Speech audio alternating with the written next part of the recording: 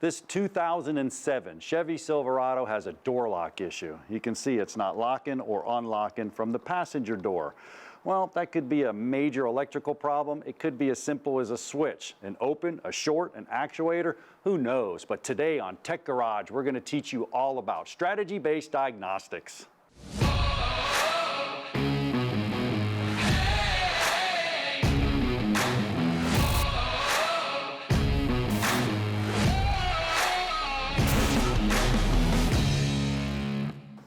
Well, it's a good day for an electrical problem. It's never a good day for an electrical problem. Holy cow. Welcome to Tech Garage, presented by RockAuto.com. Our Silverado, well, lock, unlock, nothing from the passenger door, Dave. I got absolutely nothing going on. All right, let me see here.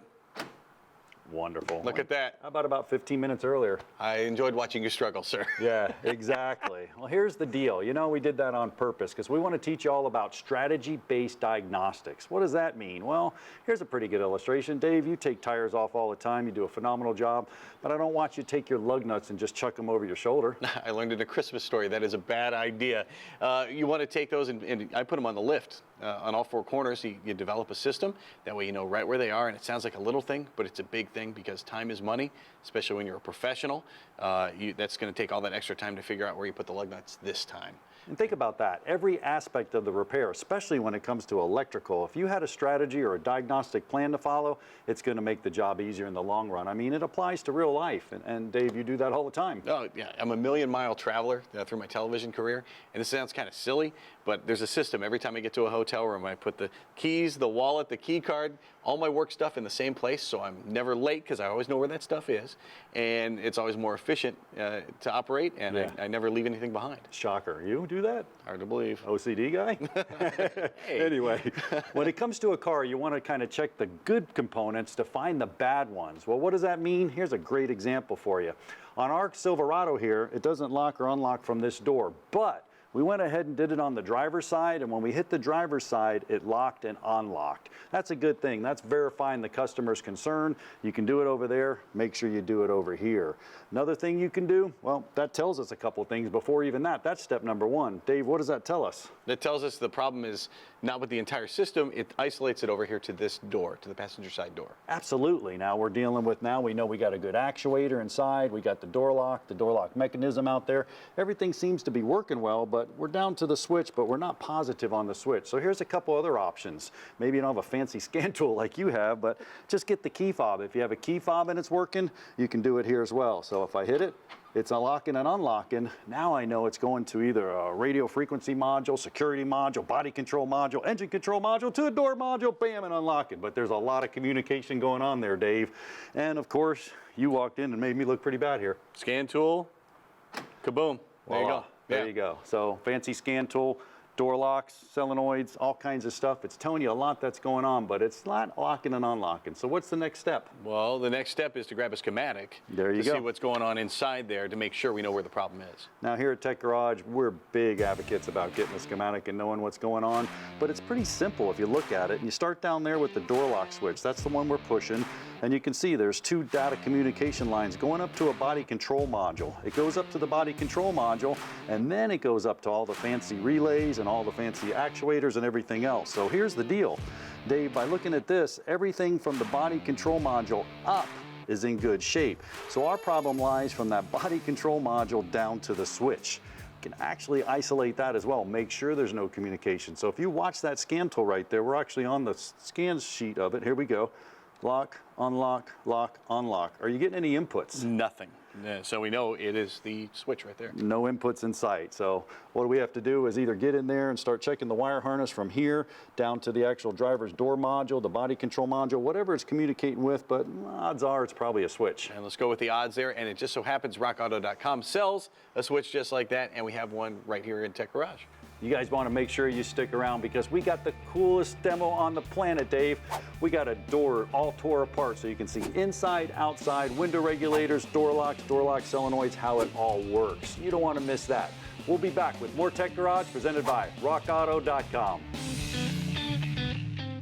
Tech Garage presented by RockAuto.com is brought to you by Custom Auto Sound, the originator of classic car OEM fit radios since 1977. BrothersTrucks.com, your #1 source for 1947 to 87 Chevy and GMC truck restoration. And by RockAuto.com, all the parts your car will ever need. Well, welcome back to Tech Garage, presented by RockAuto.com. Now, only on Tech Garage are you going to get the coolest demo on the planet, a complete cutaway of a door. Well, what's going on inside a door? Well, before we look at that, remember, when taking your door panel off, use these special tools. We got these at rockauto.com. You got little clips, pins, all different stuff going on inside of there. Just take your time. There's no really service manual for that. Take your time, be patient. Now, what you waited for? Check this out. I can run this window up and down. Here's the window motor right there. And if you look at the back side, man, look at that regulator unit. Everything's pulling up and down inside of that door. Door locks, just as easy. Here's the mechanism. We actually put it on the outside of the door so you can see it. Lock, unlock, right there. Got your child safeties here, bypass everything, stops it, or then we open it and you lock and unlock. Now, in order to check voltage, it's pretty simple. If you were down in your door, just pull the door panel off, switch your meter over here to DC volts. They're bi-directional motors. What does that mean? Well, you usually have 12 and a -12. One lock one way and unlock the other way. So if I come over here and I unplug this door lock mechanism right here, you guys, I'm gonna go in the 2 wires. They're bi-directional. One's lock and one's unlock. You don't want these to touch. You want to keep them separated. So what I'm gonna do is hold it right there. Now, if I come over and I lock, you can see there's 12 volts. Now, if I go the other way, it's a -12 volts. Positive 12 volts, -12 volts. So it's actually shifting that solenoid to the left, to the right, lock and unlock. That's what works the door. Window motors, just as easy. Come down to your window motor. For example, you think it's not working back and forth and your switch is working good, you come down here, you actually go across those 2 terminals. When I go across those 2 terminals, once again, not allowing them to touch, that's going from positive to ground. That would be a short. You want to keep it that way. Now I come up this way, you got a 12 volts. You go down, you got a -12 volts. Positive 12 volts, -12 volts. Same thing. It's bi-directional motor. Running that window up and running that window down. Man, that's a great look of how a door lock and windows work. Dave, you got everything under control over there? Well, John, we've got a handle on this situation over here. Here's the handle itself. Now, Josh, you removed this. First, you took off the plastic cover, and that exposed where the bolts are, a couple of 10mm bolts. And I noticed you backed them out slowly. From the top to the bottom, went back and forth. That was to keep it all together to make sure the bolts didn't come out. Doesn't want to fall on the ground, right? Yeah, keep track of those like we talked about lug nuts earlier. Very good. So that's how we got to this point, and what happens now? Well, now that you have the handle off, that gives us access to this little panel right here that holds our door lock button. So we can just pop this in here. Now the temptation is to go get you a little flathead pocket screwdriver, or you made a little butter knife to pry these up, but you don't want to gouge your trim. So you've got to live with whatever you do to your trim for the rest of eternity. And so you're going to be looking at that gouge you made in it. You got to use the right tool so you don't live with a lifelong heartache there. Yep. Lucky for us, this was not too bad. Just a couple clips on this side and this side. It just pops loose. So I'm going to go ahead and take this clip out. All right, you take your door lock button, plug it in there, and we'll see if we can toggle it back and forth, see if that messes with our actuators over here. Give it a shot. Nice. Look at that. It was the switch. That's it. There we go. Just as simple as that.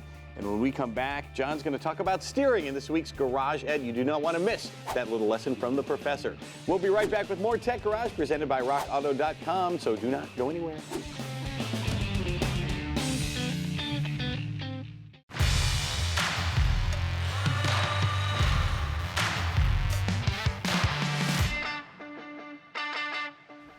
Well, welcome back to Tech Garage, presented by RockAuto.com. It's hard to believe we made it to the Garage Ed segment already, and we're going to talk about power steering pumps, man. Everything you need to know, and also on the car, Dave's going to show us everything you need to know to keep that system in tip-top shape.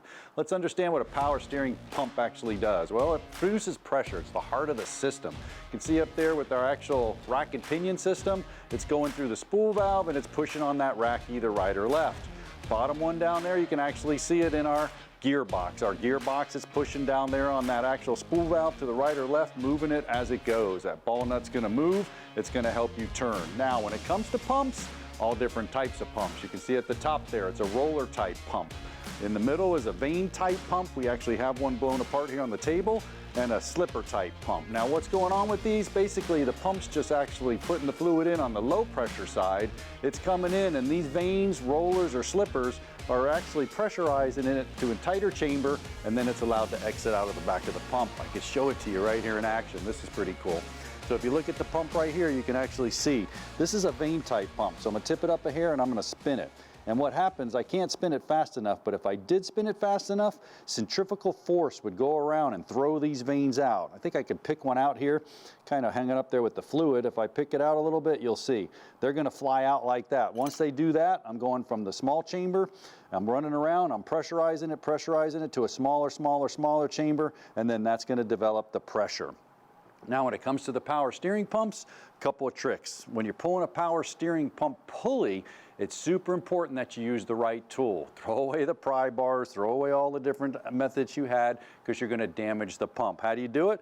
Well, simply go to rockauto.com, and that's where I got this one. You have to have a puller set. You can see it right here. Pretty simple to use. Follow the instructions. I'm just gonna go across here. I'm actually gonna lock that in there. When I lock that in there, I'm gonna put a little pressure and hold this. I'm gonna pull that pulley actually off the pump. Now be careful, it's super hard. You're gonna have to put a lot of effort into that. These are press fit. Now if you want to put it back on, just reverse the procedure. You're gonna have to pull the tool out, use a little adapter in here, and make sure you use the bearing, and then just put it on there and push it on.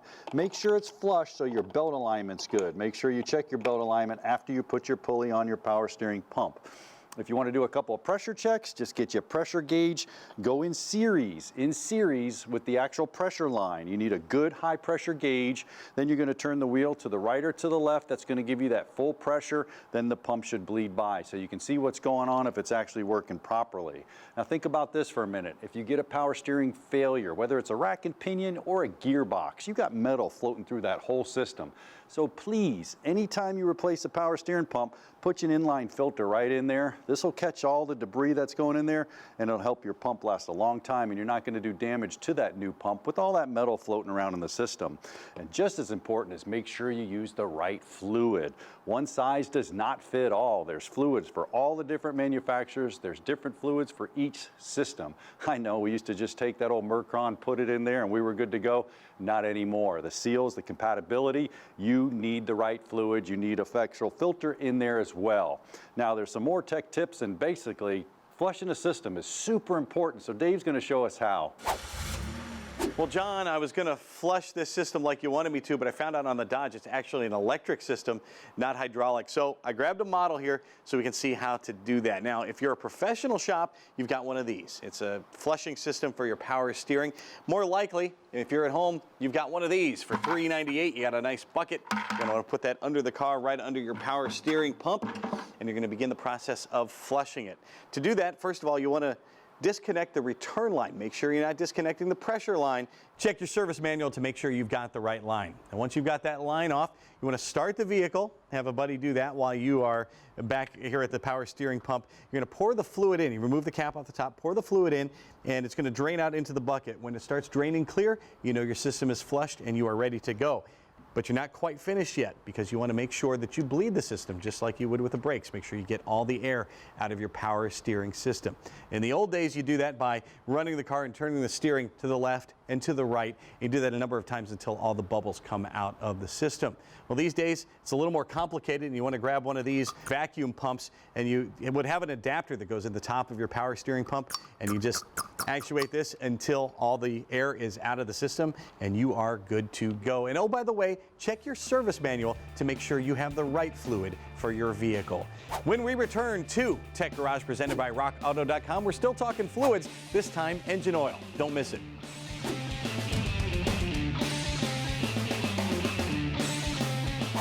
Well, I hope you're enjoying this episode of Tech Garage, but what you might not know, we have a sister show called Motorhead Garage. You could have seen me on there years past. I'm missing it, but Dave, what a phenomenal show that is as well. Well, John comes back and guest hosts every once in a while.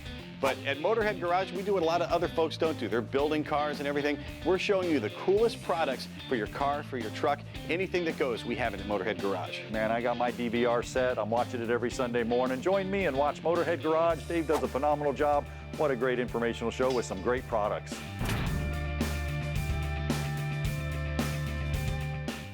Tech Garage, presented by RockAuto.com, is brought to you by Magic Creeper, the most versatile creeper ever. NH Oil Undercoating, the official oil-based rust prevention system. And by RockAuto.com, all the parts your car will ever need. Boy, what would an engine be without any motor oil? A big molten mess of metal, that's what it would be. So this segment's all about motor oil. Welcome back to Tech Garage, presented by RockAuto.com, and this is the Master Technician Tech Tip. What is motor oil? Why do we have it, and what does it do? Well, a couple of things. First of all, it cleans the engine. It also cools the engine, but most important, it lubricates the engine. And you can see our engine right here is functioning. Man, everything, the connecting rod bearings, the main bearings, all the way up through oil galleries. We're gonna do all the different ports, the camshafts, the lobes, the lifters are all dependent on motor oil. Without it, boy, we are in trouble. So let's take a look at some motor oil. First of all, I said it lubricates. All those parts have to go and they can't rub together. I got 2 steel plates here, and when I rub it together, well, you can hear that. So I'll take a little motor oil and I'll put it on there. It actually creates a little layer. Metal's not going to rub together. The oil is going to create that barrier. And when it creates that barrier, you can see, the noise is gone. So I'm running on that oil. Now talk a little bit about oil. There's API ratings and there's viscosity. Let's do viscosity first. Viscosity, think about thickness of fluid. If I took some fluid and I basically flicked it over there on the wall, if it had a low viscosity, it would run down the wall really fast. If it had a high viscosity, it would take a little longer to get down that wall. Actually, I have some 020 weight over here. This is the 0W20. And over here, I actually have the 20 W50 weight oil in a vial. So if I take this oil and I drop this ball in here, it only makes sense that the thinner oil, the lower viscosity, the ball will run down faster than the other one. Let's see what happens. Pop it in there. Oh yeah, you can see that. The 020, it's heading down. Look at that 50 weight oil, barely even moving. That's pretty cool.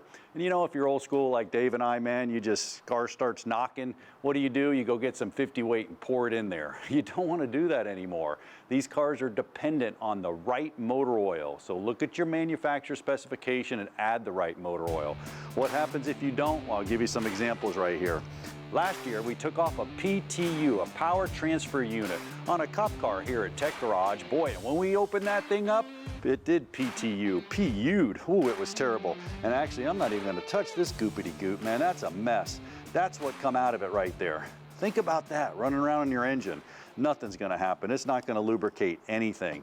So what goes on? Well, I told you about those bearings. There's a good bearing, and there's one that was actually wiped out. Look at the sides of those. Totally gone, wiped out. No oil, no bearings, metal through the whole engine. Now the new engines, you have to use the proper motor oil. Why is that? Well, you have different tensioners here. These are all oil-driven tensioners. Tensioners for the belt or the timing chain. Either way, they're gonna go ahead and use oil pressure to get the job done. If they don't, you have a problem. Also, variable valve timing, these tiny little screens right here. All the oil has to pass through there in order to operate the variable valve timing. Can't get through there, wrong weight oil, issues. Now we all know about the LS blocks here with the 5.3, the 6.0s. These are the displacement on demands. Boy, this uses oil pressure down in the lifters, cancels the lifters. What a mess we're running into. Make sure you use the right oil every single time and you're not gonna have a problem. Matter of fact, choosing oil, that can be pretty daunting. It doesn't have to be. Check them out on RockAuto.com. Well, that's right, John. At RockAuto.com, you folks make it easy to figure out what oil I need for my vehicle. How do you do that? We have it listed by application, so the specific oil that's recommended by the engine manufacturer and the oil manufacturer is listed under your vehicle. And it's, as John mentioned, it's super important now with gasoline direct injection, with oil running all these little, almost like hydraulic parts to get don't just put 10W30 and get the oil that's made for your car. And there's new specifications that are out for like gasoline direct injection. I think it's SP classification now. It's specifically designed to prevent knock and problems that gasoline direct injection engines have. And this has happened to me, Tom, where I go to change my oil and I have a selection and I can't remember what I put in it before. How does Rock Auto make that easier for me? You can create an account. They're optional, but if you create an account, you can go back and pull up your old orders and see when you last changed your oil, what brand you use. And it's not just motor oil, too. All kinds of other fluids and maintenance items on rockauto.com as well. Yeah, all the specialized transmission fluids, power steering fluid, brake fluid, you name it. Well, when it comes to maintenance items and fluids, rockauto.com has you covered. Also a great place to go for parts at reliably low prices. Whew, now that the hard work's all done, actually I didn't have to do any of it, but it looks pretty good. The switch is here, and the moment of truth, wow, it's operational. Well, where'd you come from? Good, Johnny. Came from the Rock Auto desk over there. Wonderful. Well, Dave, I know you're not used to this riding in the back of police cars, but they do have door locks, and it should work. Well, it's cool. And I was talking to a few of the crew guys during the break, and they were saying how something like this, it was super simple. This seems intimidating, but we made a fix like this can be something you can do at home thanks to rockauto.com. Yeah, and a little luck and some strategy-based diagnosis. You don't even need a DVOM. That was pretty easy. You got it. Hey, you know, we're high-tech, but we'll be more high-tech next week, so make sure you join us for more Tech Garage presented by rockauto.com.